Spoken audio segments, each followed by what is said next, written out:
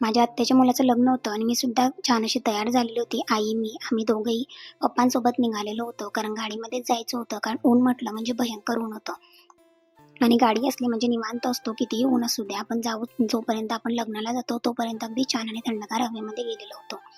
म्हटल्यानंतर जास्ती काही ब्लॉग शूट झालेला नव्हता. कारण तुम्ही बघताय का वातावरण इतकं उन्हाळ्याचं असल्यामुळे आणि ऊन होतं, सगळ्यांना गरमच होत होतं. म्हटल्यानंतर काय काय शूट घ्यायचा, जितका काही शूट झालेला आहे तो सुद्धा मी अगदी छोट्याशा ब्लॉगमध्ये ॲड केलेला आहे. आणि अगदी छोटासा हा ब्लॉग आजचा मात्र तयार झालेला होता. म्हटलं चला जेवढा आहे तेवढाच मात्र एडिट करूया.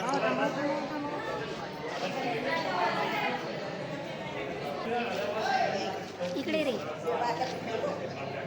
दिसतोय.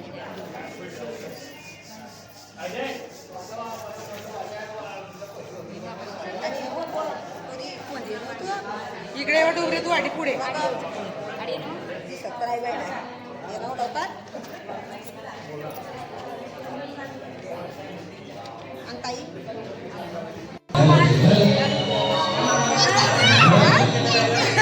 नवरदेवाची माळ आहे.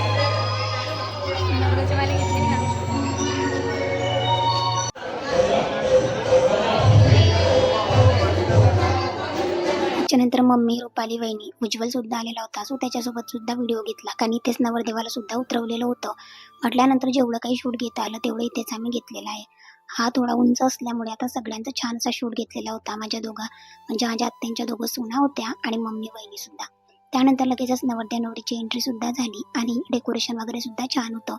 वरतून टेंट वगैरे होता आणि जे काही आपण लग्नामध्ये करत असतो कारंज्या वगैरे त्या सगळ्या काही छान पद्धतीने लावल्या होत्या. त्याच्यानंतर पप्पाच मामा असल्यामुळे पप्पा सुद्धा स्टेजवर होते आणि आता इथे मंगलाष्टक वगैरे सुरू होतं आणि लग्न वगैरे सुद्धा छान झालं. प्रोग्राम वगैरे अगदी छान झालेला होता. पण काय असतं ना, लग्न उन्हाळ्यामध्ये असतं आणि त्याच उन्हाळ्यामध्ये आपण सुद्धा तितक्याच गडबडीमध्ये बाकीचं शूट काही घेता आलं नाही. मग संध्याकाळपर्यंत आम्ही जरी तिथेच होतो, नवरदेव नवरीला म्हणजे त्यांचं बिदागिरी वगैरे झाली किंवा बाकीच्या ज्या काही विधी आहेत त्या सुद्धा झालेल्या होत्या, तोपर्यंत मी तिथेच होती.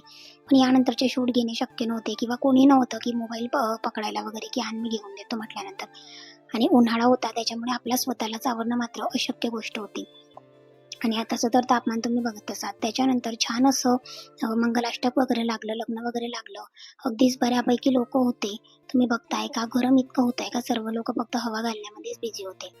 त्याच्यानंतर इथे सुद्धा स्टेजवर जे काही आपण त्याला म्हणतो दुक्का वगैरे ते झालेलं होतं. नंतर फोटो वगैरे शूट होत होते आणि नंतर फॅमिली शूट वगैरे सुद्धा आता साईड बाय साईड सुरू होते आणि त्यांचे विधी वगैरे सुद्धा. नंतर मम्मी, आई, पप्पा आणि दोघं पप्पांनी आणि सगळ्यांनी छान असा शूट घेऊन घेतला आणि इथपर्यंतच मात्र माझा जो काही कॅमेरा होता तो आता ओपन होता आणि त्याच्यानंतर मी अजिबात बाकीचे काही शूट वगैरे केले नव्हते. म्हटल्यानंतर आता जे काही लोक लग्नाला आले होते तेच तुमच्यासोबत मी आता शेअर करणार आहे आणि आम्ही दिवसभरामध्ये जे काही फोटोज काढले तेच आता मी थोडक्यात म्हणजे ॲड केले होते लास्टमध्ये. त्याच्यानंतर नवरी वगैरे सुद्धा छान दिसत होती आणि नवरदेव सुद्धा. लगेचच आई आणि मी घरीच आम्ही फोटोज काढले होते कारण आम्हाला सुद्धा माहिती होतं का तिकडे गेल्याच्या नंतर इतके छान फोटो अजिबात येणार नाही आणि मेकअप सुद्धा अगदी उन्हामुळे सगळं काही खराब होऊन जातो. माझी साडी तुम्हाला कशी वाटते आणि आई मम्मीची साडी ते सुद्धा नक्की कमेंट्समध्ये सांगा. मम्मी, आई किंवा उज्ज्वल वगैरे सोबत सगळ्यांसोबत छान असे शूट घेऊन घेतलेले होते.